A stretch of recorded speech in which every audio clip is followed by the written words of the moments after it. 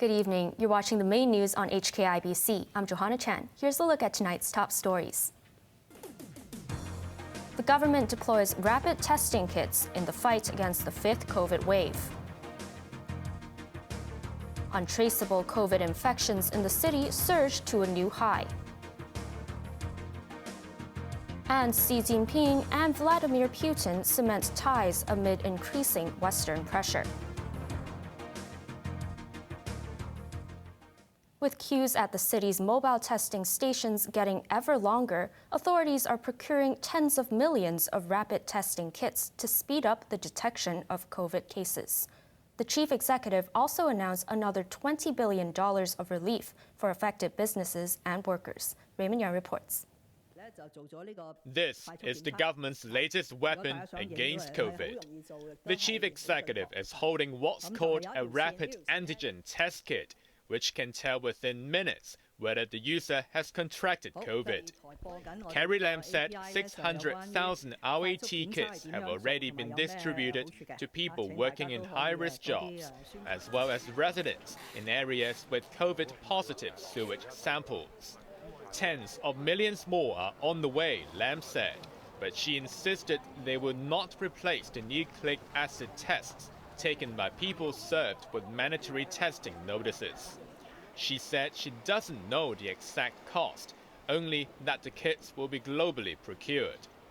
Lam also gave updates on her multi-pronged strategy to battle Hong Kong's fifth COVID wave. She revealed that authorities plan to triple testing capacity to 300,000 a day by this month. One way to achieve that is to reopen its giant inflatable laboratories, which can analyze 100,000 samples each day. The mobile testing stations were also set up in 2020 at a sports center in Sai Ying Pun. And under a contingency plan, the city's only quarantine center at Penny's Bay can be converted into a community isolation facility for asymptomatic patients. Close contacts of COVID patients will instead quarantine at home by wearing surveillance bracelets. With the fifth wave set to drag on, affected businesses and workers will be in line for more relief to the tune of $20 billion. Lam said the government hopes to table a funding request to the Legislative Council by the middle of this month. Raymond Yang, HKIBC. Health authorities have expressed alarm as untraceable COVID infections reached a new high, while there were nearly 200 preliminary positive cases. More residents of two virus-hit buildings have been told to leave, and dozens of people in a home for the elderly have been quarantined. The authorities are sending around 60 to 70 elderly care home staff and residents to quarantine. This came after an employee of the Hong Lok Yun Aged Sanatorium Center in To Kwa Wan was among today's 195 preliminary positive cases. Fears arose in Tuen Mun after more people were evacuated from Hing Ping House in Tai Hing Estate. We know that a total of 14 units, including some units that have been quarantined and found subsequently confirmed cases. And then there's a total 26 residents. So we observe that there's some vertical and horizontal transmission in this building. Residents of units 19 and 24 have to be evacuated, along with those in flats 13 to 24 on the 9th and 10th floors. People in units 20 and 21 were evacuated earlier. Residents of Unit 6 above the 22nd floor of Kwai Foon House in Kwai Fong Estate have also been told to move out. Hong Kong saw 131 infections today, all locally transmitted except one. There were 59 untraceable cases, including 2 employees of a Yuen Long hot pot restaurant, construction workers from 4 sites across Hong Kong, and 10 people in Sham Shui Po. Authorities are concerned about the surge in untraceable cases. From previously, there are about less than 10% of unknown source amongst the total number of cases every day, now rise to about 45%. So it's quite worrying. With further enhance our social distancing measures, we hope we can slow down the transmissions and buy some time for us to pick up case in near future. 9 staff were found with COVID from 8 public hospitals, including Caritas, United, and Princess Margaret. Around 30 to 40 others were listed as close contacts. Prison visits have been suspended because of COVID concerns. The suspension, which lasts until the 13th of this month, came into force after an officer at the Pak Shawan Correctional Institution tested preliminary positive. His colleagues have no symptoms so far, but the prison will be shut for disinfection. Pig Oak Prison in Clearwater Bay also closed for disinfection after a frequent visitor tested positive. Veteran activist Koo Si-yu has been arrested while reportedly planning to protest outside the liaison office. He is alleged to have incited subversion over the phrase "End One-Party Rule," a slogan that has been used for years without any issues. Over the years, League of Social Democrats member Koo Si-yu frequently protested outside Beijing's liaison office, often carrying a mock coffin and using the slogan "End One-Party Rule."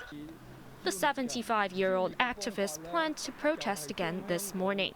He said Beijing is using the Winter Olympics to portray a peaceful front while glossing over a crackdown on the opposition in Hong Kong. But before Koo could leave his Changshawan home this morning, a squad of National Security Police arrested him. He was taken to the police station for allegedly inciting subversion and using the phrase "End One-Party Rule." 4 others, including activist Lo Yok Lin, were also brought in for questioning. The slogan was commonly used by the now-dissolved Hong Kong Alliance, which organized June 4th vigils to mark the Tiananmen Square crackdown.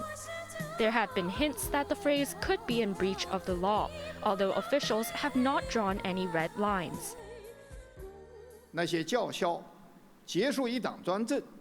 Liaison Office Director Luo Huining said last June that people calling for an end to one-party rule are enemies of Hong Kong's prosperity and stability. The government has denied that it is dragging its feet over the abolition of the pension offsetting mechanism. Labor Minister Lau Chi-kwang said an electronic platform for payment calculations is needed. Chloe Feng reports.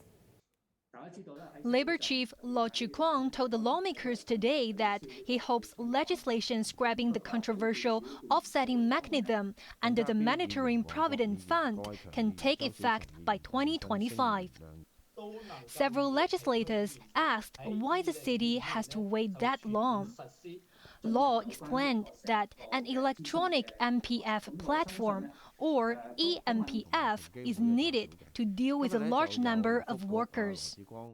40% of the contribution, or MPF contribution, is handled manually. So we're talking about 3 million workers. This is something that cannot be done manually. We have to have the e-platform to do it. If we have to spend billions and billions of dollars to handle this system, then it will not be a good idea.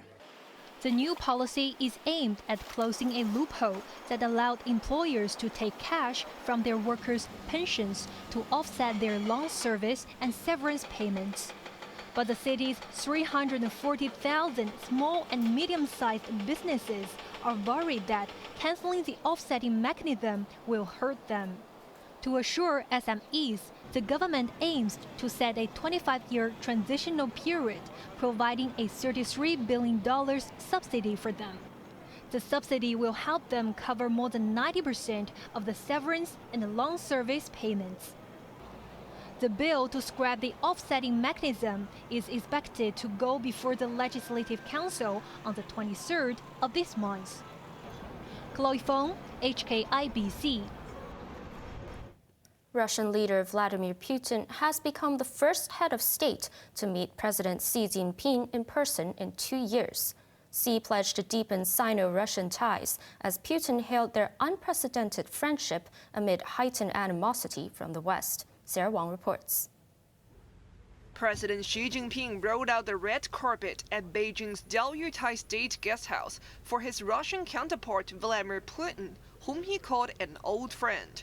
Putin is the most prominent of the 21 world leaders to attend Beijing's Winter Olympics, which are being boycotted by several Western governments led by the United States.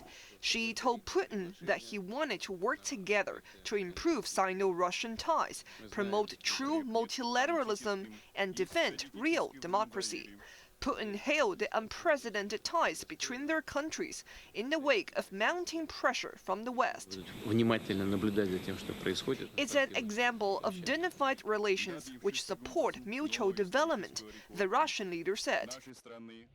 Issues topping their agenda included gas supplies. The United States and its NATO allies threatened crippling sanctions against Russia, which they claim plan to attack Ukraine, and allegations Moscow has denied. Concerns arose in the West that Xi could soften the blow of economic penalties on Putin by boosting gas purchases and providing financial support. If Russia thinks that it will be in a position to make up some of those consequences, to mitigate some of those consequences by a closer relationship with the PRC, that is not the case. It will actually make the Russian economy in many ways more brittle. Such statements are likely to draw Beijing and Moscow even closer.